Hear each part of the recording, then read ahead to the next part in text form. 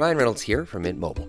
With the price of just about everything going up during inflation, we thought we'd bring our prices down. So to help us, we brought in a reverse auctioneer, which is apparently a thing. Mint Mobile Unlimited Premium Wireless. How to get 30, 30, bit to get 30, bit to get 20, 20, 20, bit to get 20, 20, bit to get 15, 15, 15, 15, just $15 a month? Sold! Give it a try at mintmobile.com/switch. $45 up front for 3 months plus taxes and fees. Promo rate for new customers for limited time. Unlimited more than 40 gigabytes per month. Slows full terms at mintmobile.com. Look, Bumble knows you're exhausted by dating. All the must not take yourself too seriously and 6'1" since that matters. And what do I even say other than hey? Well, that's why they're introducing an all-new Bumble with exciting features to make compatibility easier, starting the chat better, and dating safer. They've changed, so you don't have to. Download the new Bumble now.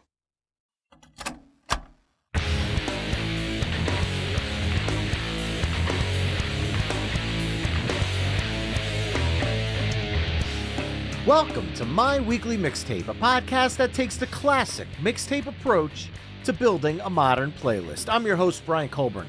Joining me once again from Space Castle is the one and only DT Carel. DT, welcome back to the show, man. What's up, dude? I'm always happy to be here.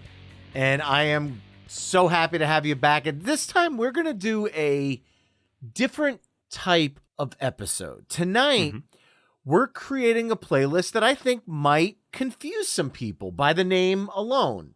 And that name is Summer Vibes. Now, when I say Summer Vibes, most people automatically go to Jimmy Buffett or country music or beach music or oldies music. And kind of all of that is correct, but I wanted to create a playlist that's more than just a mix to listen to while you're at the beach, although that's part of summer. Summer to me is more than the beach. It's road trips, it's barbecues and cookouts, it's a party or a reunion with friends. And tonight, you and I are kind of tasked with creating a soundtrack to more than one of those scenarios and having it work musically. Yeah, man. I mean, you grew up on the East Coast. You grew up going to the beach and doing that whole scene. I grew up in Arizona in the desert, so there was no beach for me to go to. So my summer experience was very, very different. And as such, I have a very different interpretation of what summer means to me. So when you and I started conceptualizing this episode, I was really excited because we're getting the opportunity to conceptualize and put together a playlist for not just people who live in California or Florida or whatever, but for kids like me who grew up in like landlocked states and like what that vibe and what those summers meant to them as well. So I'm super psyched to be here. I think this is going to be awesome. I think a lot of people are really going to love and appreciate what we're doing here. I hope so, because to me, Summer Vibes is a wide open, all-encompassing, nothing's off the table topic. So here's an example for me. A few years ago, we were down in Wildwood, New Jersey for our summer vacation, and each morning, before the kids would get up and the day would get started, I would just grab my headphones and go for a walk on the boardwalk, run into the people that were doing their walk of shame coming in the other direction. You have the sun rising. You have people grabbing their coffee. You got some runners. You got some people on their bikes. This walk to me was just something I love to do every day when I'm down there. And one of the songs that happened to be on my playlist that summer was State Champ's Criminal from their 2018 album Living Proof, the lyrics of which are, "So what's it mean when every dream I have is about you now? I can't believe you get to me the way you do somehow. It's criminal." Nothing summery about that song at all, yet any time I hear that opening line to that track, I am immediately back on the boardwalk. The breeze is in my hair. I could smell the ocean. The people are doing their walk of shame with their head down, carrying their high heel. Like it all just, I'm instantly taken back there. So that song always makes my summer playlists, but it has nothing to do with summer. Yeah, absolutely. I've got a couple of songs like that on my list as well, where it's just more about what I was listening to during the summers when I was like coming up, like especially when I was a teenager. There's some tracks on my list that literally have nothing to do with summer, but they are so quintessential to my summer experience as being a kid, going to pool parties, going to Warped Tour, going to concerts, and all those experiences that aren't, well, they were for me growing up being like traditional summer experiences, but not traditional summer experiences as you would like think of them in a general sense. So I love that. I can't wait to see what you've got. I can't wait to show you what I've got. I think this is just going to rule. Well, let's get down to business. Tonight, as I mentioned at the top of the show, DT and I will be curating the ultimate summer vibes mixtape, and we'll use the old cassette deck approach. DT, as my special guest, will begin side A with his first song choice, and then I'll add a song that I feel best follows up that choice. We'll then flip-flop choosing songs until we've mapped out 10 songs for side A. We'll then give our mixtape a proverbial flip, and we'll map out side B, only this time I'll kick things off with DT choosing second. Our overall goal for the episode is to craft the best summer vibes mixtape possible through only 20 songs. And at the end of the show, you can take our conversation to the next level by visiting the episode page at myweeklymixtape.com to give our final mixtape a listen via the embedded playlist. And if you like what you're hearing on the show, you can help me out by either telling a friend, leaving the show a 5-star review wherever you're tuning in, or becoming a Patreon mixtaper at patreon.com/myweeklymixtape. There you can enjoy ad-free episodes of the show, become a future guest, and so much more. And several of the Patreon mixtapers chimed in with songs they would use to kick off our Summer Vibes mixtape, and I want to give a few shout-outs. Yeah. Seeker chimed in with Summer Nights by Van Halen, saying it's truly a great summer, beach, and party track, and Eddie is on fire as usual. So I guess fire, summer, heat, it all goes together. Chad Lamassa tried to cool things down, though, with the summer vibe, and he stuck with Van Halen, only he went with Ice Cream Man. Excellent pick. David Lee Smith said, well, you want summer songs, right? So he chimed in with Joe Satriani's Summer Song. So bravo, A+. He knew the assignment. He knew the assignment. He nailed it. Tom Hutchinson chimed in with Magic by the Cars, saying that summer is mentioned a bunch throughout the song. Plus, it was the first Cars song he remembers, as well as its use in the opening credits of Click, which he saw on his summer vacation. So all sorts of summery things going on for Tom there. Jen Fink chimed in with Vacation by Thomas Rhett. And Philip Bergman chimed in saying that there are so many great oldies songs about summer that it could be its own episode. But summer truly begins when school's out. So for him, it's going to be Alice Cooper kicking the festivities off. Yeah. And with that, I'm actually going to make myself a little note, and I'm going to put a pin in the Ultimate Summer Golden Oldies and Doo-Wop playlist for 2025. So, Philip, I hope you clear your calendar next spring. We're going to make that happen. So, spoiler alert, that song is not on my list, but if we were doing runner-ups, that was actually on my list at one point, and it got bumped, unfortunately. But if we were doing runner-ups, Alice Cooper, that track would have been on my list for sure. Like, that's just one of the quintessential summertime songs growing up. And I'm just going to applaud Philip because I didn't even have that one on my radar. So, bravo. I absolutely love the pick. Yeah. And just as a reminder, if you want to chime in for future My Weekly Mixtape episodes, you could join the Mixtaper family at patreon.com/My Weekly Mixtape. Hey, it's Kaylee Cuoco for Priceline. Ready to go to your happy place for a happy price? Well, why didn't you say so? Just download the Priceline app right now and save up to 60% on hotels. So whether it's Cousin Kevin's Kazoo Concert in Kansas City, go Kevin, or Becky's Bachelorette Bash in Bermuda, you never have to miss a trip ever again. So download the Priceline app today. Your savings are waiting. Go to your happy place for a happy price. Go to your happy price, Priceline. So, DT, summer's here, the sun's out, the top's down on our proverbial convertible we're riding in right now, which means we need some tunes. So I'm officially pressing the record button on our mixtape, and the floor is yours. What song are you kicking off our Summer Vibes playlist with? All right, first of all, shout out to my boy Tom for that pick, Magic by the Cars. Because my pick to kick off this entire shebang is Good Times Roll by the Cars, the debut track off their debut album, which ironically has also become like their greatest hits album because it's just one of the most perfect albums ever written. It's just so great. It was released in June of 1978. It was released as a single from that album. They're self-titled. It was written and sung by Rick Ocasek. Rest in peace. He died a few years back. And it is just a tone setter for, I think, this entire playlist. It's a slow jam. It's perfectly written for cruising, like you said, with a top down on the convertible. I know my parents cruised around to it in the 80s, driving around Metro Center, the mall where golf and stuff and all that type of stuff was. What I love about the song is that it's entirely ironic, and it's not about letting the good times roll at all. It's about like how the good times actually kind of suck when you're rock and rolling, and like it's actually kind of a downer, and like you're just kind of getting your ass kicked as a kid. But the song is just such a jam. It's such a pleasure. It's wonderful. The entire album, like I said, is just not only one of the best debut albums ever conceived, but one of the best, most well-rounded albums ever. I just adore it. It is the Cars' Good Times Roll off their self-titled album. Once again, shout out to Patreon mixtaper Tom Hutchinson, as him and I both had Magic on our playlists, but Good Times Roll, that is truly the perfect summer road trip song, and it's from my favorite album of all time. So I can't argue the pick, but dude, scooping me with the Cars on track one, I mean, we don't have to worry about the summer heat for this playlist because apparently you're just kicking things off in ice cold fashion here. Bringing the heat, yeah. You got to get up pretty early in the morning to get one up on me when you let me pick first. Kidding aside, the song reached number 41 on the Billboard US Hot 100.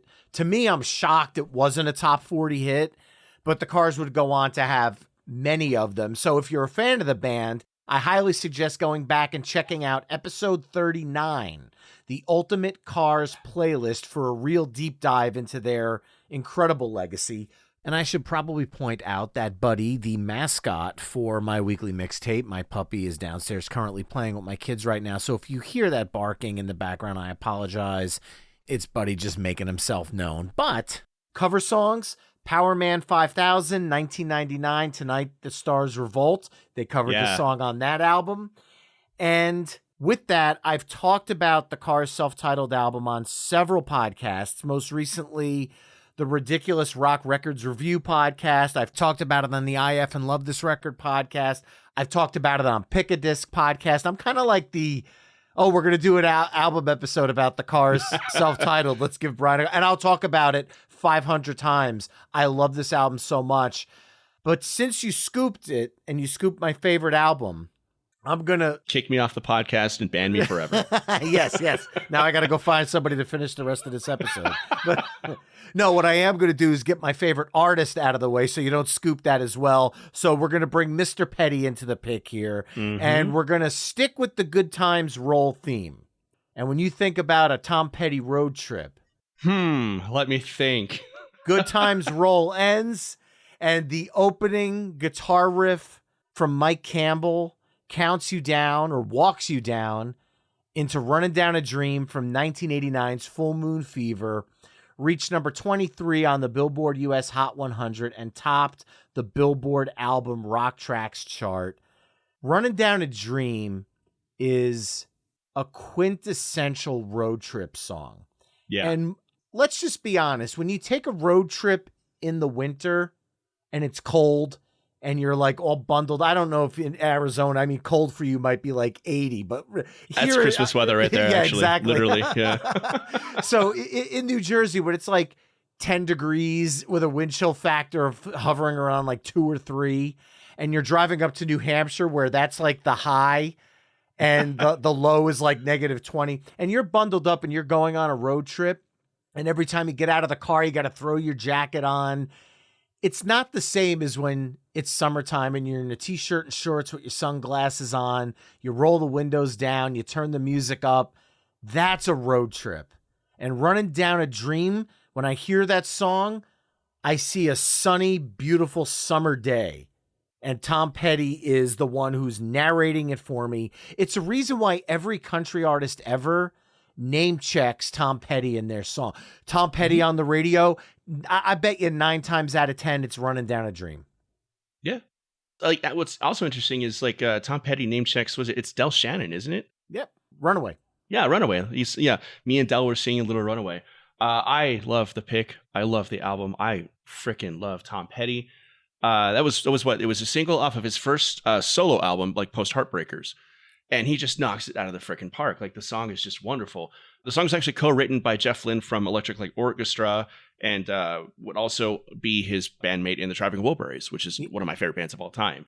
Yeah, Jeff produced both Full Moon Fever and Into the Great Wide Open. And Yeah. when you think about the work he did with George Harrison's Cloud 9, because you've got that Traveling Wilburys connection, Roy Orbison's album around that time, you had the Traveling Wilburys. Jeff Lynne had this kind of like super group that kind of spun off. It was like a Marvel universe of albums coming from the Traveling Wilburys. And Full Moon Fever was one of them. Yeah, dude, Jeff Lynne is just one of the all-time musical geniuses. Just fantastic. Everything around the song is genius. The production, obviously the guitar riff, Tom Petty just firing on all cylinders. The music video is one of the best music videos of all time. It's all black and white animated in the style of the old Adventures of Little Nemo comic strips from way back in the day. The dude who's like in the car driving around with Tom Petty looks like Flip from that old series. It's just super psychedelic. Like Tom Petty had like the best music videos in like the late 80s and early 90s too. This song is just wonderful. I agree. It's like one of the quintessential road trip songs and thus one of the quintessential summertime songs too. Love the pick. It's perfect. All right, we got the Cars, we got Tom Petty. So right now we're kind of sitting in this classic rock road trip vibe. Where do we go from here? We're going to keep on with the road trip, and we're going to Detroit Rock City back in 1976 by Kiss. Yeah, so the track kicks in with one of the most killer bass and guitar riff combos ever. It's just iconic. It's insane. The song is, again, kind of ironic because it's about sort of the self-destructiveness of being a rock and roller and like drinking and driving and being a motorhead and like cutting in out of traffic and going to shows and being an ass and like driving home recklessly. And ironically enough, it's actually written about somebody who died in a car crash outside of a Kiss show in Charlotte in the 70s. And that's what kind of sort of inspired the whole theme for the track. But it's also like an anthem for like partying and rock and rolling and just living like, you know, recklessly and just doing what you want and having a good time despite the sort of consequences. It's very nihilistic, but you can't escape the fact that it's one of the all-time great summer songs. It's a great cruising song. It's one of the greatest rock and roll anthems of all time. Detroit Rock City by Kiss from back in 1976. It's got to be on the list. It has to be. I mean, they named the movie after it about the kids trying to get to the kid. Like that to me speaks volumes. And an interesting fact, the only place Detroit Rock City ever charted was in Canada, where it hit 99 on the Canada top singles chart. What?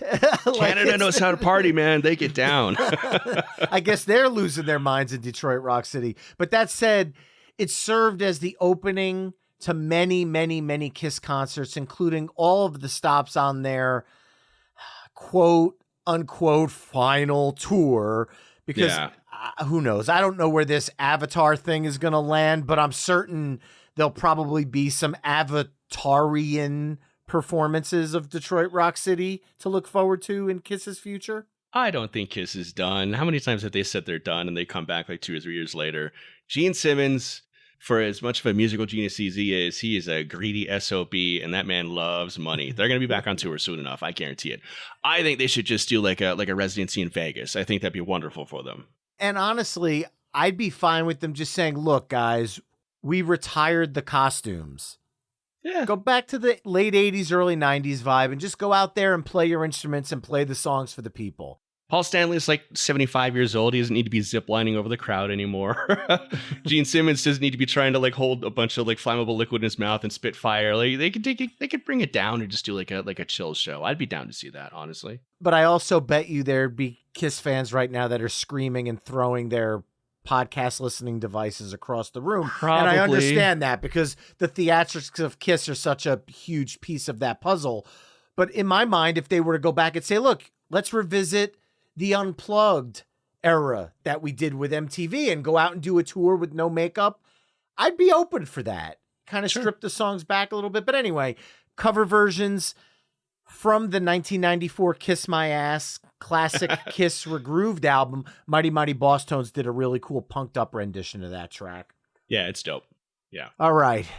So I guess then we're going to stay kind of in this road trippy vibe we got going here, but I'm going to bring it a little out of the heavier side of the rock and bring it a little bit more to the pop rock side of things. But, well, one of the songwriters, Jim Vallance, wrote on the Songfacts message board that when this song's demo was recorded, towards the end of the song, the singer sang a naughty little part, I which know what was you're talking about. me and my baby in a 69. Yeah. We had a laugh at the time, and then Brian, who is Brian Adams, decided to keep it when he did the final recording a month or two later from 1984's Reckless, Brian Adams' Summer of 69, going completely on the nose with the whole summer thing. But Brian Adams himself has said the song is actually not about the summer of 1969, but about having sex in the summertime. Yeah, and Jim Valance, the co-writer, has gone back and said, no, it's about 1969, the year, I promise. So, but look, regardless of it's the year or the act, I guess it fits in summer vibes in some kind of facet for somebody out there. Sure. And look, the lyrics, when you think about the storytelling in this song, it gives you that almost nostalgic feeling of times past. And I guess summer does come with a lot of nostalgia. I know this is not a nostalgia playlist episode. Actually, we've got that coming up with our good friends at the Nostalgia Test later this summer, a whole episode about nostalgia. However, there are a lot of summer songs that feed into nostalgia because there are so many happy memories that revolve around summer. Yeah. I think there's a lot of melancholy memories that center around summer too. People think of summer as like this carefree time, but it's also sort of like a reset where you're also like thinking about what you're going to be doing next. Like whether you're a kid who's like going to prepare for the next year of school, you're a young adult who's about to prepare to go to college, or you've just graduated college and you got to think about getting a job and starting a career, or you meet somebody at school and you're thinking about, and very much with this song, Summer of 69, are you going to like settle down and like start a family and get married? Or are you going to like take your first six string and go be a rock star and like try and live that lifestyle? So yeah, it's very much like that sort of clean slate, but that clean slate also brings with it a lot of anxiety and fear just as much as it does excitement and that freedom. Yeah, completely. And just to add my cover song touch to this one as well, Bowling for Soup, 2000s, Let's Do It for Johnny. Great version of Summer of 69 if you want to check that one out. Yeah. Thank you for not including Boys of Summer. I mean, we're not done yet. I know. Well, I mean, please don't include. So when you and I started conceptualizing this episode, you're like, I think I'm going to add Brian Adams. It's like, cool. Yeah, just no Don Henley. Do not do Don Henley. I can't stand. I know this is like an uplifting, like positive podcast, and I don't ever want to say anything bad about anybody, but Don Henley's kind of a dick. So I think it's fair game. I hate Don Henley. I hate the Boys of Summer. I'm giving you Brian Adams as like a sacrificial lamb to keep you from putting Don Henley on your list. Can we make a blood pact right now? I'll give you this. I don't have Don Henley in my list, and I'm gonna do a spoiler alert though. I have the Atari's cover of it in my bank right now, so that is still possible depending on where we go. That is a great cover by a great band. I'm on board. I dig it.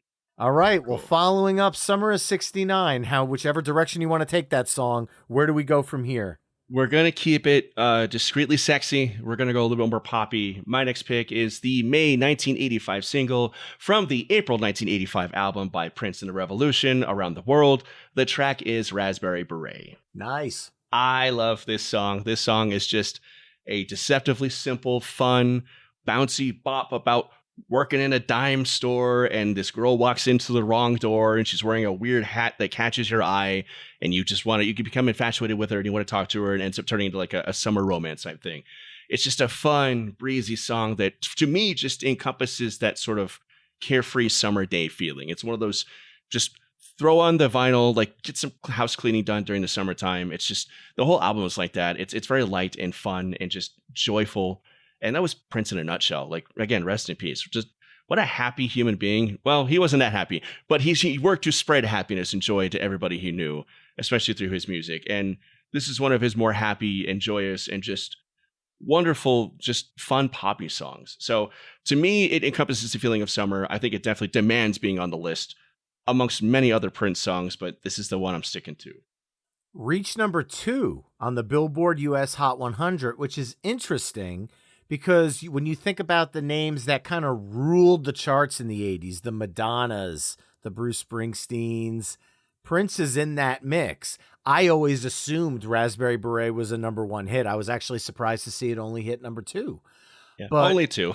Only 2. I mean, Only that 2, but yeah. to him, that probably was like a massive failure because he was so just hit. Like it was, yeah. So, but regardless, the song's amazing. The album's amazing. Pace Magazine ranked the song number 8 on their list of 50 greatest Prince songs.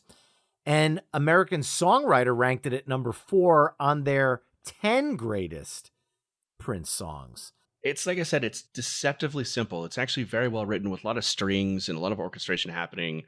And it's a very simple story with just an incredible arrangement behind it. Like that was Prince. Like he would write like the most like bomb fucking, excuse my language, pop song. And then you'd be like, this is dope. I gotta dance to this. And then you listen to the lyrics. It's like, holy crap, Prince. Like you're a freaking genius. Like even the silliest, most irreverent songs he wrote were still like incredibly deep. And like there was a lot going on. And the man was just a bona fide genius. Just insane. And other artists recognized it. Just like, again, sticking with my cover songs where I can kind of motif here. In 1990, Warren Zevon's Hindu Love Gods covered the song in that rock facet. And I'm not going to lie, this is the kind of cover you listen to Prince's version and then you listen to Hindu Love Gods version.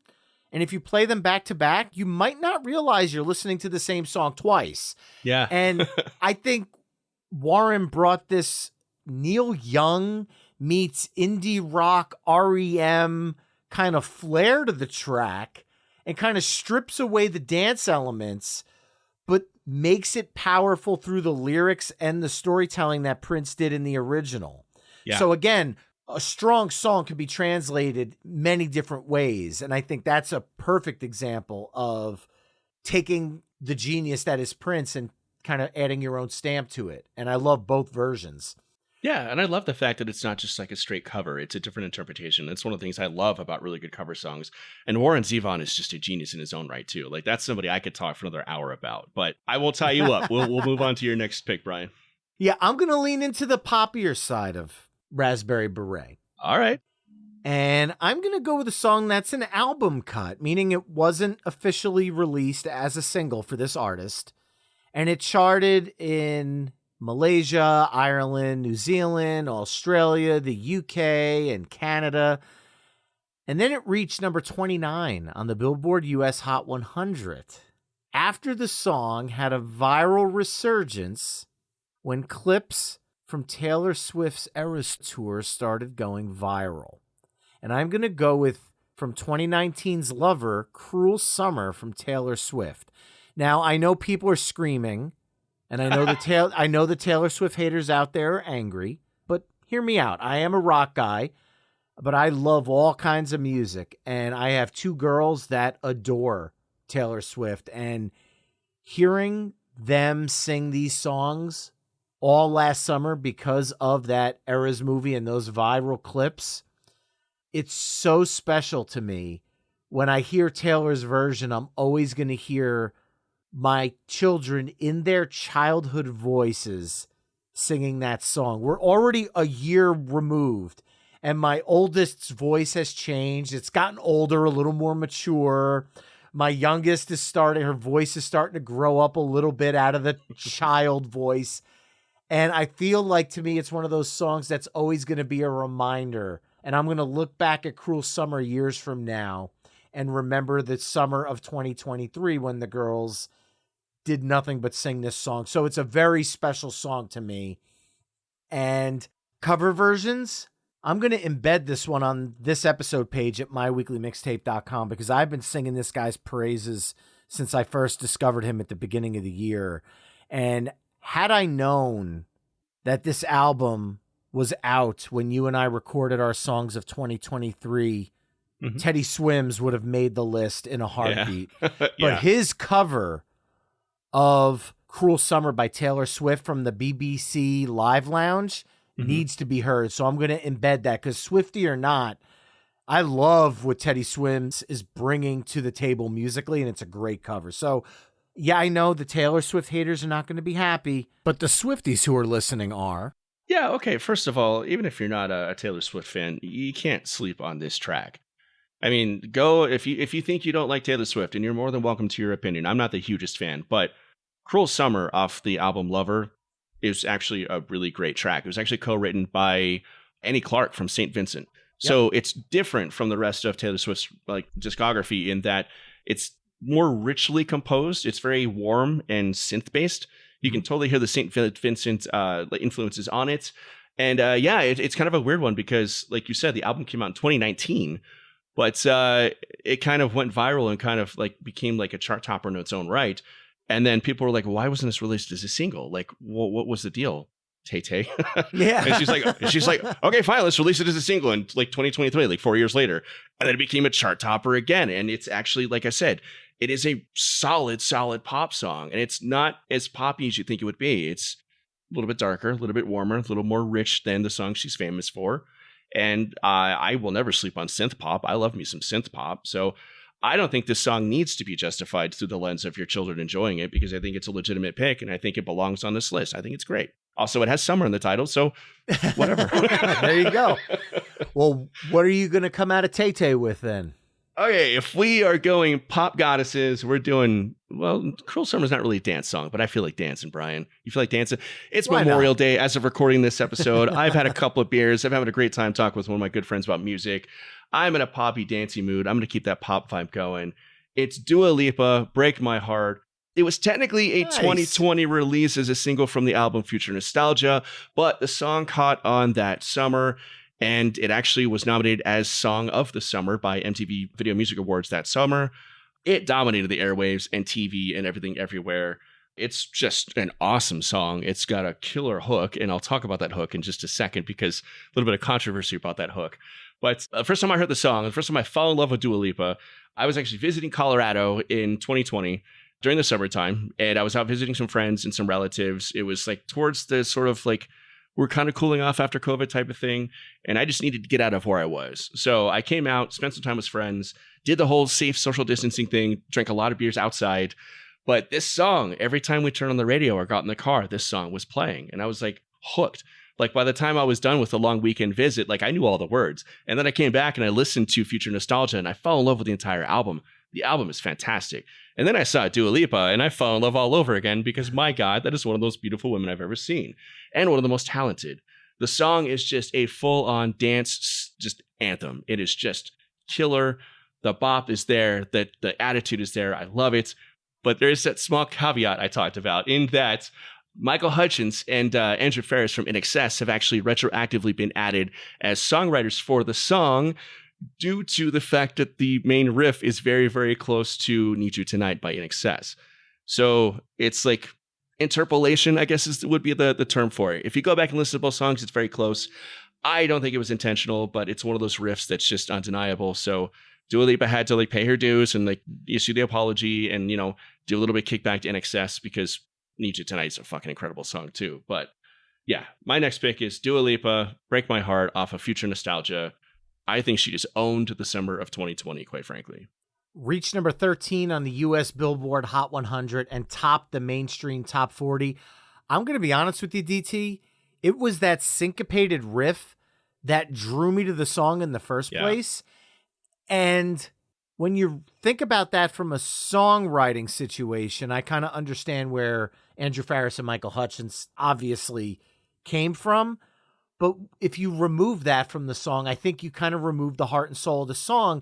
And there's something about it that Dua Lipa is not aimed at my age demographic. Or mine, honestly. Yeah, exactly. However, the hat tip to our generation pays off dividends because we then become fans of the respect that the newer artists are showing stuff we enjoy. Yeah. Another example of that being Ava Max, whose music I absolutely love. Like her song, My Head and My Heart, interpolates ATC's 2000 dance track Around the World, La La La La La. And it worked there as well because people that remember the original kind of like the fact that it's kind of coming back. And you can even throw in Katy Perry's Con Calma, because that called back to Snow's Informer. It's definitely done intentionally to keep our age demographic still invested in what's new and hip, and it works, and I respect it because it was done well. But you have to pay your dues and exactly. Yeah. If you're going to do it, just be honest about it. Like, include them as songwriters on the track. She did it. She was honest about it. It was clean. All that said, this song's a freaking bop, and I love it. And it defined the summer of 2020 for me. And it has defined summer since, because I go back to it all the time. It's a pool party song. It's a dance hall song. It's a karaoke song, if you're brave enough, and I am. All right. But I love the pick. So, yeah. And speaking about karaoke, we got an episode coming later this summer on the Ultimate Karaoke 101 playlist. So be on the lookout for that later this summer. A lot of Journey on that playlist. Maybe not. We'll have to see. But I'm going to keep this dance vibe going. And we're in summer, so it could get hot in the summer. So I'm going to play into that, literally. I'm going to go on the nose, literal Brian here. And I'm going to go off of 1979's Bad Girls album. And we're going to bring in one of the queens of disco, Donna Summer, Hot Stuff, number one hit, U.S. Billboard Hot 100, ranked 104 on Rolling Stone's list of the 500 greatest songs of all time. And you think about the guitar solo from Jeff Skunk Baxter. Yes. Patreon mixtaper Philip Bergman chimed in for an older episode 70, the ultimate guitar solo episode with Jesse Dayton. And he had said that the solo on Hot Stuff is just as searing as any arena rock song that came out around that same time. And he's absolutely right. This is a rock disco song. And right now, I am coming off of a major concert high because last night, as we're recording this, I am 1 day removed. I'm not even 24 hours removed from seeing the Rolling Stones for the first time live. And it was just a truly transcendent experience. However, before the band came on stage, when they're trying to get the crowd hyped up, what are they playing? Hot Stuff from Donna Summer, and it friggin' worked. So it's a rock disco anthem. And then if you want to tie it into 2020, just like Dua Lipa, that year, Norwegian DJ Kygo, I think is the way it's pronounced, released a kind of fun and vibrant mix of the song that does strip away the rock element of it, but brings in more of that modern dance Dua Lipa sound using the original vocals from Donna Summer. So I almost thought about going with that one, but because of the rock music we have at the beginning of the side, I felt like the original kind of ties the story we've been telling together a little better. Yeah, dude, I love the pick. I adore it. That whole album, Bad Girls, is incredible. That was like Donna Summer sort of breaking away from the straight disco sound and going more rock in general. And guess what, guys? Donna Summer's freaking amazing and incredibly versatile, and she pulled it off. Like, she went from disco to like rock, and it was like, yeah, it's just Donna Summer. Like, it just works. It's amazing. That, like you said, that guitar solo from Jeff Baxter, who was in the Doobie Brothers and Steely Dan, face melter in the middle of like what most people would have thought was just going to be another disco song. It took everybody by surprise, blew everybody away, topped the charts, reinvigorated Donna Summers, and just reinvented her. And like you said, it absolutely defines like dancing in the summertime. Like, it's just a killer track from an amazing all-time artist. I love it. Definitely belongs on the list, no question. Perfect. All right. We went from a rockin' road trip to a kind of a dance party. Where do we go from here? So we've hit rock, we've hit pop, we've hit a little bit of disco. Why don't we throw a little hip hop in there? Because I think hip hop is very important to the summer as well. All right, I'm on board with that. This May 1992 single from the February 1992 album Mac Daddy by Sir Mix-a-Lot. This track is called Baby Got Back. And I don't honestly even need to talk about the track anymore because everybody's already playing it in their head. They know exactly what it's all about, but I'm going to keep talking about it anyway. It topped the Billboard Hot 100. It spent 5 weeks at the top. It was the second best selling of 1992. It just set the world on fire. It was inescapable. It is still largely inescapable. It is one of the greatest hip hop songs of all time. It is awesome. People were angry when this song came out because they thought it objectified women and was too overtly sexual. I disagree with that, and Mix-a-Lot disagrees with that. I think it's empowering to women of all body types. I think it's nothing but body positivity. I think the song has a fun, awesome, sexy, empowering message. I can't get enough of that song. I can't get enough of Sir Mix-a-Lot, and that album is one of the greatest hip-hop albums of all time. It really sort of set the tone for a different sort of structure of hip-hop in the 90s, and it was okay to have like pop hip hop and like have like chart topping hip hop songs at the time. I think it's revolutionary. I think the song is perfect, and it absolutely just destroyed in May of 1991. It set the tone for hip hop in 1991. It still sets the tone for summers to this day. It's always in my rotation whenever I'm doing playlists for like pool parties or something, or just going out and partying in the summertime. Sir Mix-a-Lot, Baby Got Back. That's it. Here we go. Mac Daddy is such an incredible album. I think people think that every song on it is just like another rendition of Baby Got Back, but One Time's Got No Case, which is the opening track on that album, is an absolute banger of a hip hop track. Sir Mix-a-Lot is incredible, and I've watched him do interviews where he said, look, at the end of the day, people ask me if I'm ashamed of Baby Got Back. He goes, I've never had to work a day in my life from that one song. Why would you be ashamed of such a great song, though? Like, it's unapologetically who doesn't like big love asses. Everybody loves big asses. Come on. And everybody loves the song. And there's a reason I say that statement. There are so many covers of this song. In 2001, Throwdown covered it for the Too Legit for the Pit Hardcore Takes the Rap album. A year later, Richard Cheese and the Lounge Against the Machine covered it in that comedic lounge style.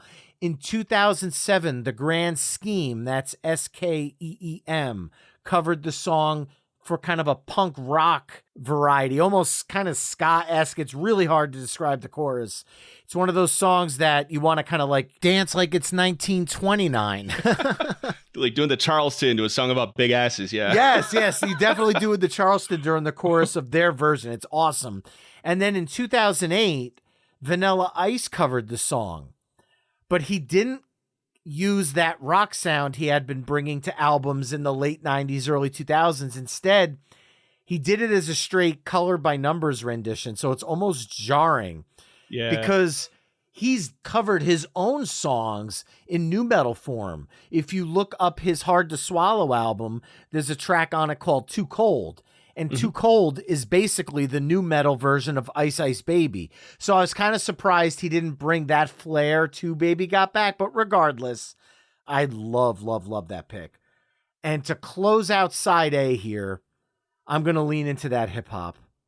And I'm going to stay right around the same summer because I remember that summer well. That was the summer of my freshman year in high school. And Baby Got Back was all over the radio, along with this song, sometimes neck and neck, fighting it out. This song only reached number 4 on the Billboard US Hot 100, but was this duo's highest charting single and topped the US R&B hip hop songs and hot rap songs charts. And it won a Grammy Award for the best rap performance by a duo or group. That would be DJ Jazzy Jeff and the Fresh Prince's Summertime from 1991's Home Base. The song samples exactly as Will Smith states, this is the Fresh Prince's new definition of summer madness. Summer Madness, originally recorded by Kool and the Gang. There's something about this song that immediately puts my mind at ease. Now, I didn't grow up in Philadelphia, but it doesn't really matter where you grew up. Think of the summers of the past, adjust the bass and let the Alpine blast, pop in my CD and let it run a rhyme and put your car on cruise and lay back because this is summertime. That screamed my 90s childhood. Then you throw in kind of the rest of the lyrics of the song that talk about hanging out at the park, barbecues, hanging with your friend. It's all there. And I need to kind of make a note to myself here because I mentioned that nostalgia episode of my weekly mixtape that's coming up with our friends at the Nostalgia Test. I think I found a dead ringer for that song bank as well. Nice. I love the pick. I love that album. The song is, by their own admission and by very definition, a sort of setback from all the other dance tracks that were coming out at the time. And I really dig the vibe. Yeah, like you said, Will Smith, he got the sample from the producers. Like, this is going to be your next big track. Smith sat down and he wrote the song in like one sitting in like an afternoon. Like the lyrics just came to him. Like you said, it's all about just growing up in Philly and going to like barbecues and chilling and just the overall summer vibe. What's also really cool is the fact that he rapped the song in a lower register than he usually did, which has added to the smoothness and the different feel of it from even the rest of the album. Because I think he was out partying pretty hard last night and he wore his voice out. So he just couldn't hit that sort of high, sort of almost nasally register that, the Fresh Prince for. And it's actually sort of like a precursor to his rap career as he got older, like when he was doing like movie soundtracks and whatnot, because it's got that lower register, that sort of smoothness to it, and less of that sort of like high energy, like, almost like trying to get you riled up and almost kind of be obnoxious, sort of childish attitude. Not to say it was childish, but the vibe is there. But I love the track. It's summertime, man. It's the Fresh Prince and DJ Jazzy Jeff. Like it belongs on the list without question. Just a great track, great album, awesome pick. Drums, please. And that, Mixtapers, concludes side A of our Summer Vibes mixtape, which kicked off with The Cars' Good Times Roll, Tom Petty's Running Down a Dream, Kiss, Detroit Rock City, Bryan Adams, Summer of '69, Prince, Raspberry Beret, Taylor Swift, Cruel Summer, Dua Lipa's Break My Heart, Donna Summer's Hot Stuff, Sir Mix-a-Lot's Baby Got Back, and DJ Jazzy Jeff and the Fresh Prince, Summertime. Head over to myweeklymixtape.com to hear all the songs we've discussed in this mix through the playlist embedded on the episode page. And now we will start side B of our ultimate Summer Vibes mixtape, and I get to kick things off this time. And we talked about how some oldies could factor into the playlist, and there was no place for us to fit any of that vibe on side A, but hey, new side, new vibe. So kicking off side B, I'm going to go all the way back to 1964. This song reached number 4 on the US Billboard Hot 100 and topped the Cash Box R&B charts. In 2010, it ranked number 487 on Rolling Stone's list of the 500 greatest songs of all time, which is way, way, way too low if you ask me. I am going with the Drifters' Under the Boardwalk. Quintessential. I love it. Please continue. This song leans into what I love about summer, with lyrics like, from the park, you hear the happy sound of the carousel. You can almost taste the hot dogs and French fries they sell. When I do karaoke, I love singing this song. I love delivering that line, but that's the Jersey Shore to me. And I know the Jersey Shore is a different animal than other beaches up and down the coast. But to me, I could close my eyes and picture what they're singing about. And look, I could be on any beach anywhere and be perfectly happy, but the Jersey Shore just hits different because of my childhood. This song has been covered over 150 times. But since, as we're recording this right now, like I mentioned earlier, I'm still on a high from seeing the Rolling Stones last night, I'm going to point to their 1964 version, same year as the Drifters, that appeared on their 12 by 5 album. Just a perfect summer track as far as I'm concerned. Under the Boardwalk. It's wonderful, man. The song is wildly influential and way ahead of its time, too. Like, if you listen to it today, like, it doesn't sound like it should be from 1964. I mean, the chorus goes from major chords to minor chords and then back again. It's like, who did that in 1964? Yep. Yeah, the single was released in 1964. It's wonderful. It's actually got a weird story, if I can kind of like bring the vibe down a little bit, if you don't mind. Sure. Just a little bit of music history. The lead singer, Rudy Lewis, actually passed away the night before they were scheduled to record this song. And the band got together and they were grieving. And they were like, what do we do? Like, we've got the studio time. We've got this song. Do we just cancel it and just move on? Or do we just use the studio time to record it, like almost in his honor? They ended up recording the song with their other vocalist, Johnny Moore. And it became one of like the most famous songs of all time. So it's got sort of a melancholy feel to it because, it's like this happy, joyful song about two people in love who go on a tryst in like a seaside town and like, they're enjoying each other's company and having all this romance, and it's sort of like a little bit of a tragedy as far as the history of the writing the song. So it's interesting to me. I don't want to bring the vibe down. I know we're all about the good time summer vibes, but it's a historic song, and the history behind the song is so fascinating too. I love the pick. I think it's quintessential. 100% belongs on this list. I love it. So what do we follow it up with, sir? Let's move forward in time, just 2 years. And it's gonna be the Kinks' "Sunny Afternoon." It's just, for me, it's one of those summer vibe songs. Now, a little bit of weirdness again. This is weird how the songs are tying together, where there's a little bit of like a sort of a melancholy, sad backstory to the song. Frontman Ray Davies for the Kinks, I'm a huge Kinks fan, actually suffered a nervous breakdown prior to writing and recording this album, which resulted in a massive shift in their sound. They used to be sort of like heavy guitar riffs and almost like precursor to punk rock. They were very much in the vein of like the Who and whatnot of the time, where they were very crunchy and heavy guitar riffs and just rock and roll. And this whole album, Face to Face, is much slower. It's taking its time. It's very ponderous. And it's actually almost sort of considered to be their first concept album, if you can believe that, where the songs don't necessarily tell a story, but they all have the same concept of sort of reflection and sort of social observation and whatnot. So the song is just a vibe. Like I said, the song is about a man who is kind of a piece of crap, obviously comes from old money, and he's just wandering around his very lavish estate, and he's drinking and just vibing, despite the fact that the IRS is taking away all his money. His girlfriend just left him and took the car the night before, and he just doesn't care. He's just lazing on this sunny afternoon, and he's just drinking, walking around his house. And it's a weird, melancholy song, but if you listen to it, it's also weirdly, strangely, melancholy, upbeat. And for me, it's just one of those like get in your car and drive type of songs. It's just got that vibe to it. It's just got that steady, awesome, cool, almost lackadaisical sort of feel to it, and I adore it. So the Kinks' "Sunny Afternoon" from their 1966 album Face to Face. I love the fact that you leaned into the melancholy in it, because to me, Ray Davies is such a genius songwriter, because lyrically it is very melancholy. But musically, if you were to say to me, Brian, describe this song musically in 3 words, I would describe it as bluesy, bouncy, and breezy. 3 Totally Bs. breezy. Yeah. But the lyrics contradict that entire vibe, and it creates this tension that makes a really happy song kind of pull on your emotions as well, because you're trying to figure out how to feel. And that's strong songwriting right there. So totally shines. Reached number 14 on the Billboard US Hot 100 and number 200 on Pitchfork Media's list of the 200 greatest songs of the 1960s. I think that one should be a little bit higher, but that's just me.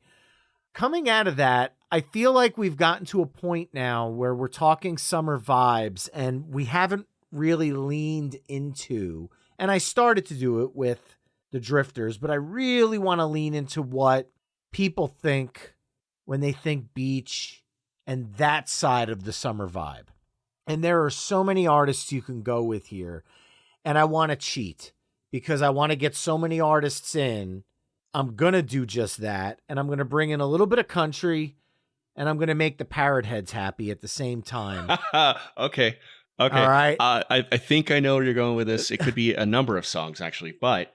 Yes, he has. Jimmy Buffett has teamed up with a lot of different country artists. However, I didn't want to go down the road of Margaritaville. I just, as a musician who's been an acoustic musician for many, many decades, I know people love that song and I respect the hell out of anyone who enjoys it. But as a musician, there are just certain songs where when someone requests it, you just kind of, all right. And I play it as if I'm playing any song, but inside I'm just like, I've heard it so many times. It's hard to kind of infuse a little bit of excitement hearing the song for the 1,000,000th time. However, that vibe is exactly where I want to go. So I'm going to go with Zac Brown Band's Knee Deep from 2010's You Get What You Give. I kind of wanted to go with Zac Brown Band's Toes because of the whole toes in the water, ass in the sand, kind of the whole Mexican flair that they brought to that song. I love that. But here I get to bring in Zac Brown's style with Jimmy Buffett and include them. I could have went with Jimmy Buffett and Alan Jackson. It's 5 o'clock somewhere.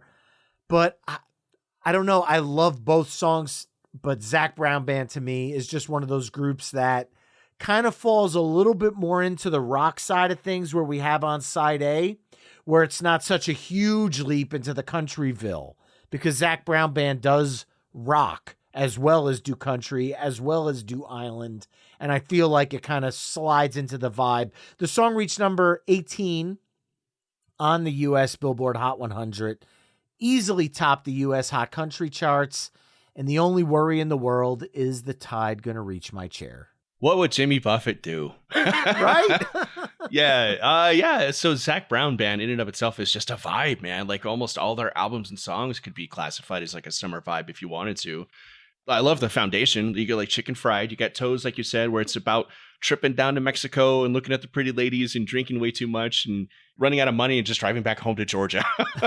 It's great. Yeah. But I mean, the thing I love about the Zach Brown Band is the fact that it's all the best parts of like casual country rock, and they have heavier stuff, but it's all about just the good times and like enjoying the little things. Chicken Fried, you know, a pair of jeans that fit just right, cold beer on a Friday night, like all that stuff. It's rad. And I love the fact that Jimmy Buffett and they had become such good friends that they collaborated multiple times. Again, rest in peace, Jimmy Buffett, man. But that whole album, you get what you give from, you know, the where you pulled that track is, again, it's a great album. They're just a vibe, and they're super cool and chill to listen to, and they're versatile and fun and great. And I love the pick. I think it perfectly encompasses summer. Once again, you're a brilliant, sir. And two birds, one stone, because I felt like if we did not include Jimmy Buffett, there would have been hate mail. And if we didn't include some kind of country, there would have been hate mail. So I'm super stoked to have found that loophole and made this possible. So that way I know in my heart, country and Jimmy have been represented on this playlist. But what's more important is what's your next pick? Okay, so I'm going to keep on with the sort of like rock vibe, but unfortunately, I'm not doing this on purpose. I swear to God, Brian. I'm bringing down the vibe just a little bit, unfortunately. So this track was a July 1996 single that was released, unfortunately, 2 months after the death of its lead singer in May of 1996. The song is What I Got, the reprise version, not the side one track 2 version from the album of the same name by Sublime. It's a sad song because it's almost like a tribute to the life of Brad Noel at this point, but it's also one of the quintessential summertime songs for me growing up as a kid in Arizona.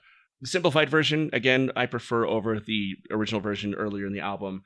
It just encompasses those hot summers and those pool parties, because Phoenix growing up was always sort of like referred to as like LA Junior, because we always kind of got like sort of the washover of like the music scene and all that type of stuff from LA as it came over. And when Sublime carried over into Arizona, it was massive for all of us who grew up there. So it's an album that is in heavy rotation for me all the time. It was in heavy rotation whenever we had pool parties or we're just hanging out or just driving around. And this is the one song on the album that everybody would sing along to in sort of a carefree fashion. It's an awesome song. It's a jam. It's sort of like borderline acoustic. It just fully encompasses the genius of Brad Noel, and it's bittersweet because it, you know, was released very shortly after his death. But ironically, it also became the band's greatest radio hit, and it became an anthem for punk ska kids like me who grew up in that whole scene. And to me, that song is just summer. That whole album is summer to me. Absolutely love this pick. Reached number 11 on the mainstream rock charts. That's the original track too, like you talked about. I love the fact that you went with the reprise. I love the live, almost free-flowing feel. It feels a little bit more loose and a little bit more fun. Yeah. Not that the original version isn't more fun, but the original version track 2 is definitely more tight and more produced for radio, where the other one felt like they were just kind of enjoying themselves, performing the track.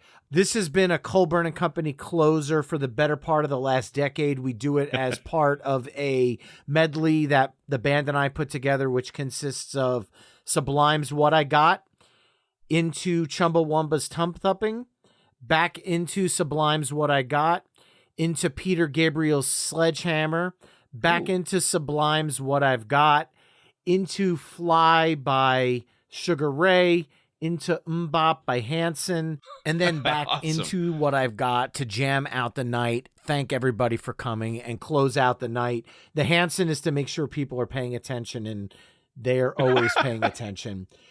Michael Franti and Spearhead covered this song on the 2005 Sublime tribute, Look at All the Love We Found, and I love that version so much, especially where he plays with the cursing a little bit, and he says, and I could play that guitar like a mother. Shut your mouth. Really great cover if you haven't heard that one. And I love that you brought a little reggae into this because now I could dig a little deeper. Uh-oh. And I'm going to dig a little deeper Do it. Go back to a song that we originally talked about. I'm going to spoiler alert, episode 28, the ultimate ska punk playlist with Scott Kloppenstein of Real Big Fish and the Littlest Man Band. But here's a refresher. The song came out in 2014 on the album The New International Sound of Hedonism, and I'm going to go with Jaya the Cat's Here Come the Drums. They're a Dutch-American reggae ska punk rock band that started in Boston, Massachusetts, but they are now based out of Amsterdam. They have a very unique ska punk sound, and even though the song is a decade old, it's pretty much been on my Summer Vibes playlist ever since because it mixes a lot of emotions into one song from a musical and lyrical perspective. The song just has such a groove to it. It keeps your head bopping. It's breezy, but it's powerful and emotional. It's perfect coming out of Sublime too. It's absolutely perfect. It's a ska punk reggae chef's kiss. Yeah, just a killer album. Again, one of those bands that just has an immaculate vibe. They're just super cool, super chill. I've heard they are incredible live, actually. And people don't realize that they've been around forever. Like, they've been around since, like, the mid-90s or something. Like, right around the same wave as Sublime, even. I love the pick. I will take the ska reggae vibe all day, every day. Like I said before, that largely encompasses a lot of the feeling of summer for me. So if you got more of those picks, throw them at me. Well, that's it. That's a high point. It's an awesome pick to round it off for sure. So what are you going to follow up this pair of ska reggae songs with? I think I'm keeping with the vibe. I'm going a little left field, but I don't think it's too far off. It's going to be the B-52's Love Shack. Like, I think it's one of those. Yeah, it's off the album Cosmic Thing. For a lot of reasons, the song is really special. Not least of which is the fact that it was sort of a resurgence, and it kind of brought the B-52s back to life. They kind of went quiet in the 80s for a number of reasons, some personal and some just changing trends of music. But yeah, it was like a massive hit for them. It was their biggest hit ever. It was their first certified million-copy seller ever. So it just brought them back into the spotlight in a big way. And it's just a fun, like, literal dance song. It's fun and boppy, and it's silly, and it's campy, and it's goofy. And it's based on an actual club out of, it's like Athens, Georgia, I think. And it was a club that looked like an old rundown shack. And then when you go inside, they just had always like amazing live bands playing all the time.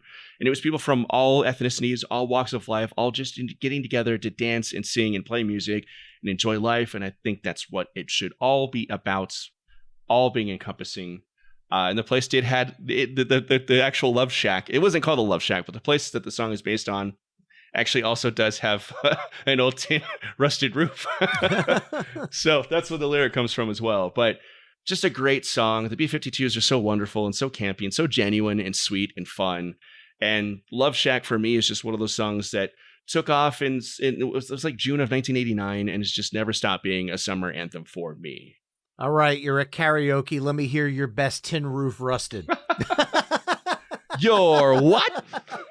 Tin Roof Rusted. Not bad. Bravo. All right. All right. Yeah. Got me a Chrysler. It's as big as a whale, and it's about to set sail.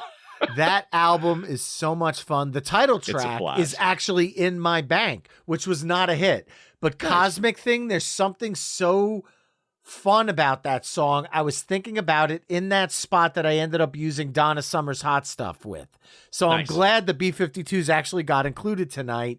Reached number 3, not a number 1 hit. That actually surprised me, but it did get named one of the 365 songs of the century by the RIAA, and it made Rolling Stone's 500 greatest songs of all time list. I have personal memories of this song because it was one of the big hits of my wedding reception. Even though that was 2005, this song went over as if it was like the bop of the summer for some reason. Yeah, man. It's a great song. But I'm going to lean into this little bit of an 80s vibe, but I'm going to dive a little bit deeper into the 80s, but keep this dance vibe going. This was originally released as a single in 1983 and then was released on this band's 1984 self-titled album.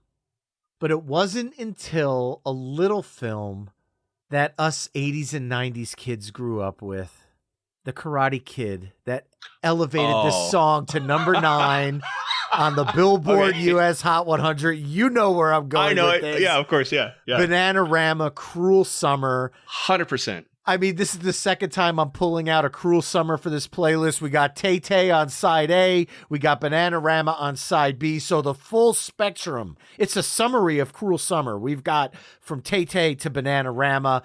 In 1998, Ace of Base covered this song, and their version also was a top 40 hit, only hit number 10, which was one step behind. It missed topping Bananarama by one spot. Yeah. I personally prefer Bananarama's version. I think it's timeless. There's an energy that still sounds fresh and original now. Point being, the Ghostbusters Frozen Empire trailer, the use of this song in that felt like we were listening to new music, but it's still a throwback to people our age, and it felt like it worked in 2024 in that trailer. Yeah. I think the song is timeless. I think you're absolutely right. I think it's one of those songs that you just immediately know from the intro that do-do-do-do-do-do-do. It's wonderful. And it's become such a huge part of pop culture because it was so closely tied to The Karate Kid, which is just a massive part of the pop culture lexicon at this point. Weirdly enough, they allowed the song to be included in the movie, but Bananarama did not allow the track to be included on the officially released soundtrack. Yeah. But it didn't matter because the song still became a cultural phenomenon and did exactly what it needed to do for them. It became a massive hit. It's awesome. I also love the song because it's almost an anti-summer song. Like, it's not about like good times in the summer and hanging out, and it's like sweltering heat and the loneliness that sometimes come with summertime because you're off on your own. Like, you don't have your friends around, like people are on vacation, school is out, like you're on your own. And sometimes summer can drag on forever and feel cruel and terrible. And I mean, that lent itself as well to what, Daniel-san was going through in The Karate Kid, where he moved across the country. He was lonely. He was being bullied. He just felt like shit. He liked a girl who kind of thought he was a dipshit at first. But yeah, I love the song. And it's such an important part of pop culture, and it deserves to be on this list. It deserves to be on a lot of lists because it's wonderful. And the yin and yang again, poppy, breezy song, just like the Kinks earlier, with these darker lyrics. If you want to really feel those darker lyrics, look up, and I'll embed this over at the episode page at myweeklymixtape.com as well. Evanescence. Amy Lee did a piano-only cover for the Target edition of their last album, Bitter Pill. And the piano version that she does is so hauntingly beautiful. You could really pay attention to the lyrics, and it gives you an entirely new perspective on the track. I've never heard that, and I'm going to go listen to it as soon as we're done recording here because that sounds amazing. I just imagine Amy Lee's vocals just being like stellar and like melancholy and sad and just like, holy crap, I can't wait to listen to that. It's gorgeous. I might stop her right now and just go listen to that. Like, give me 5 minutes. I'm kidding. And you're going to thank me when you do. I promise you will text me saying, dude, that Evanescence song, thank you for bringing that to my life. Because the first time I heard it, I'm like, this is everything I love about Evanescence, and this is everything I love about cover songs. Yeah, and even on top of the cover songs, like Bananarama recorded like 3 or 4 different versions of the song just by themselves. So like, you can almost go make like an entire afternoon of listening to different interpretations of Cruel Summer, even like multiple interpretations by the band who wrote it. So just a song that everybody loves and gravitates to, and it's just so rife for reinterpreting and rewriting and coming up with songs or cover songs and whatnot. It's just such a versatile track. It's just great. So what are we going to follow it up with then? So this is funny. We're going back to hip hop, but we're staying with the upbeat, but also like the melancholy, like, wait, what is this song actually about type of lyrics? So an outright cultural phenomenon that was the lead single to the release of a double album by Outkast in August of 2003, actually. It was Speaker Box and Love Below. It was the lead release for the Love Below, which was Andre 3000's half of that dual release. It is Hey Ya. And holy crap, did that song take over the goddamn world when it was released. You couldn't get away from it. And thank goodness it was a great song because it was inescapable. It was everywhere. It's become a dance anthem. It is a karaoke favorite. It takes over weddings, like we said before about previous tracks. And what's wild to me is the song is like so upbeat and such a dance bop and such a jam, but it's all about like relationships being doomed from the start, and like people of my generation having no idea how to keep a relationship together like our parents did. And it's like, what are we doing here? But at the same time, you just want to get up and sing along and dance. It's so genius in its dichotomy of delivery versus message. And I love Outkast in general, but this song is just great. And here's a weird thing. Here's a really weird thing. The song, because of the line, "Shake it like a Polaroid picture," it actually revitalized the Polaroid company, who had filed for bankruptcy in 2001. They actually ended up refiling for bankruptcy in 2008, but they had a 7-year stretch, or like a 5-year stretch where like they were selling cameras and their film like hotcakes because the song was so popular. So to say the song was a cultural phenomenon and a global massive hit is an understatement. It literally like affected the economy in different ways besides just selling records. Like, it's insane, but it's an awesome track that I think deserves to be on there. Not because it's directly associated with summertime itself, but just because it owned that summer in 2003, and it just continues to be a huge part of pop culture in general. Hey Ya is one of those songs that I liken to timeless wedding reception songs. A song that, like September by Earth, Wind, and Fire. When you hear that, it's pretty much going to be played at every wedding ever. You've got Hey Ya by Outkast. You've got Uptown Funk. You've got Happy by Pharrell. This fits in that group of songs, and people recognize it. There are a lot of covers. I mentioned Richard Cheese earlier in the night and Lounge Against the Machine on his 2004 album, I'd Like a Virgin, with the cover being a spoof of Madonna's Like a Virgin. He does a cover on that. Super Suckers did a cover on Devil's Food, a collection of rare treats and evil sweets that came out, I want to say in 2005. And Panic at the Disco, this kind of sucks because it's only a Spotify single, did a cover of it in 2018 for the Spotify singles. Yeah. Definitely an upbeat, put a smile on your face, feel good song. Yeah, as soon as I hear 1, 2, 3, like I got a drink in my hand and I'm going off to the dance floor. Like, here we go. Yeah. It's time for DT to embarrass himself. Well, hopefully I don't embarrass myself with my last pick of the night, but I'm going to stick with this fun vibe we've got going here towards the end. And I'm going to go back to 1986. And lyrically, could you speak to me as a human being more personally than a line like "Summer Nights" and "My Radio"?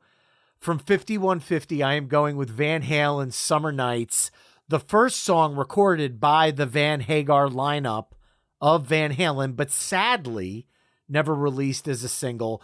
Once again, shout out to Seeker, who chimed in with this one. I think he hit the nail on the head with his comments, because it is really a perfect summer, beach, and party track. And he's right, Eddie's playing. There's no weather in Arizona that's as hot as Eddie Van Halen on guitar. I'm sorry. I know It gets hot over there, but yeah, Eddie definitely overcooks that. And no spoilers here, because I like to try not to spoil when possible. Sometimes I do, sometimes I don't. But there's a mammoth-sized My Weekly Mixtape Van Halen episode, which is episode 46, that features Eric Senich of the Van Halen News Desk and Patreon mixtaper Cactus Pete. I'm not going to spoil if Summer Nights made the cut, but if this pick got your attention tonight, check out that episode for some kind of like Van Halen goodness. Yeah, this is a quintessential pick. This is a wonderful pick. 5150 had a lot to prove because David Lee Roth was no longer in the picture. They brought Sammy Hagar on, and a lot of people were like, is this going to even work? And guess what? It freaking did. And this song, like you said, should have been a single off this album because it's just perfect. It's one of the best summertime jam songs of all time. And this album became one of the band's biggest hits. I think it even topped like 1984, which is one of my favorite Van Halen albums of all time. Yeah, I mean, it's a great album all around. Why Can't This Be Love? That's probably my favorite pick off that album. But in terms of like summer jams, like you can't beat Summer Nights with just, like you said, Eddie just going berserk and Hagar filling that role beautifully. And that was big shoes to fill, but he pulled it off. And like they wrote one of the like quintessential summer anthems of all time while they were at it. Like, come on, like Van Halen, freaking geniuses. Well, sir, you have the pleasure or horror of closing out our ultimate summer vibes mixtape. It's a pleasurable horror every time. It's pressure. People in Amsterdam and Germany pay good money for this type of discomfort. But okay, so we talked at the very beginning of the episode about how the whole summer experience is very different for me than it was for a lot of people, yourself included, who grew up near bodies of water and like boating and rafting and going to the beach and all that type of thing was just never part of my summer experience growing up in the Arizona desert. But what was going to Warped Tour. It was massive for me and my friends every summer, despite the fact that it was like 4,000 degrees out and like bottles of water cost $8 to get up early in the morning and drive across town and spend like 9, 10, 12 hours in the sweltering heat watching like 50 bands in rapid succession. And one of the bands that encompassed one of my favorite Warped Tour experiences, and I'll get that in just a minute because it's a cool one, is a band called My Chemical Romance. And they released their biggest hit of an album, 3 Cheers for Sweet Revenge, in June of 2004. The single came out a little while afterwards in the fall, but they didn't even need to release it as a single because they instantly became one of the biggest bands in the world, one of the biggest draws to Warped Tour for years to come, and they just exploded into massive popularity. They became one of the 4 most groups in both the emo and alternative and punk scenes, and the song is I'm Not Okay, which is the biggest hit off that album. The song is certified platinum. It reached that almost instantly. The band just launched into superstardom almost immediately. And it was a very important song for me because I was in my late teens at the time. I was going to Warped Tour, going to concerts. I was really sort of discovering myself and who I was going to be as a young adult because I grew up with social anxiety. I grew up with, just awkwardness and shyness. And those years, the late 1990s and early 2000s were those years where I started going to shows and meeting musicians and talking to people and realizing that all the people I looked up to were nerds like me and it was okay to be nerds. And I actually ended up meeting My Chemical Romance and hanging out on their tour bus, that Warped Tour. And they were the sweetest guys ever. And they were like sitting there playing with like Star Wars action figures while we're chatting and hanging out. And they were super cool. Like Gerard Way and Ray Toro were just the biggest sweethearts ever. The entire band signed autographs for this girl that I liked in high school who happened to be at Warped Tour as well. And she flipped out over that. And they just were the kindest, coolest dudes you can imagine. But on top of that, I'm Not Okay is an absolute banger. Just this killer alternative rock track with Ray Toro just shredding on guitar. It's super catchy. The music video is done up in the style of almost like the trailer of like a 1980s John Hughes movie sort of thing. The schoolboy suits, everything just encompassed this full on sort of like coming of age feel. And that song just owned the radio and owned MTV and owned Warped Tour of that summer. It's been called multiple times as one of the greatest summer jams ever, both ironically and unironically. It's been voted as such, and the band kind of took that as sort of a gag and ran with it, and they still call it one of the best summer jams ever, as sort of like a pseudo ego thing, just to like get the crowd riled up. But it's a track that's just important to me because it just encompassed an entire summer.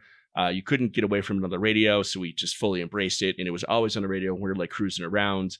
They're incredible live too. They were one of the best bands I saw that day at Warped Tour. It's just a band that just absolutely owned the summer of 2004, and I think they've written what is honestly, like without any irony, one of the best summer jams ever. So I'm rounding out the playlist with I Am Not Okay, in parentheses, I Promise, by My Chemical Romance off of 2004's 3 Cheers for Sweet Revenge. Making New Jersey proud. People don't realize there is a great punk scene in New Jersey. Oh, yeah. My Chemical Romance, You're Welcome, World. The Gaslight Anthem, You're Welcome. The Bouncing Souls, You're Welcome. The Misfits, going way back, You're Welcome. There is some great music coming out of New Jersey. And My Chemical Romance was out cutting their teeth in a lot of the bars and clubs that my bands would play all the time. So I would see them in the Aquarian and EC Rocker. And then I started seeing them getting spots on different shows. And it's like, oh, they're starting to get bigger and bigger and bigger. And then they exploded. And you love to see that because these are bands that played on the same stage as you did. So as another band at the time, it gives other local bands hope.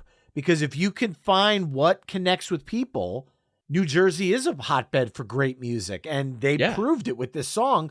Reached number 86 on the Billboard US Hot 100. It was a Hot 100 punk hit. Yeah. And Which that's is crazy. Awesome. It's right.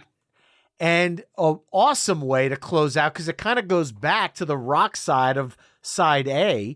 But we closed out, I think, our Summer Vibes playlist in fashion as side B kicked off with the Drifters, Under the Boardwalk, the Kinks, Sunny Afternoon, Zach Brown Band with Jimmy Buffett, Knee Deep, Two Birds, One Stone. That part is me, not the song title.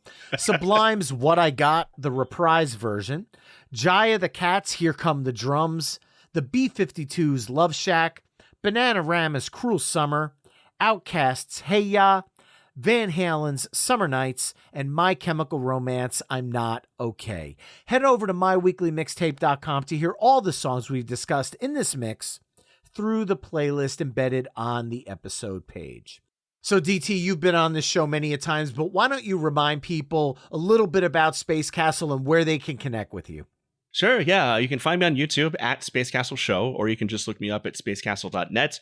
I'm doing YouTube videos that explore all kinds of nerdy subject matter on a regular basis. I've been doing them every other week. I'm going to start breaking into weekly videos and doing short form videos on top of the more story-driven videos. But it combines my love of graphic design, my love of film production. I went to film school with my love of all things nerdy. I have a blast doing it. The reception to it has been amazing. I'd love it if everybody listening today would want to jump on board and hang out with me and talk nerdy stuff. Well, I always have a blast having you on the show, man. Thank you so much for joining me again on My Weekly Mixtape. Look forward to having you back very soon. I can't wait, dude. I love doing this. This is awesome. And remember, mixtapers, you can find My Weekly Mixtape on almost all the social media haunts at My Weekly Mixtape. You can also head to myweeklymixtape.com to check out the full catalog of My Weekly Mixtape episodes. And if you like what you're hearing on this show, you can help me out by either telling a friend, leaving the show a 5-star review wherever you're tuning in, or becoming a Patreon mixtaper at patreon.com/My Weekly Mixtape. There you can enjoy ad-free episodes of the show, chime in on upcoming topics, become a future guest, and so much more. That's all for this week. Thanks again for listening, and until next time, enjoy the tunes.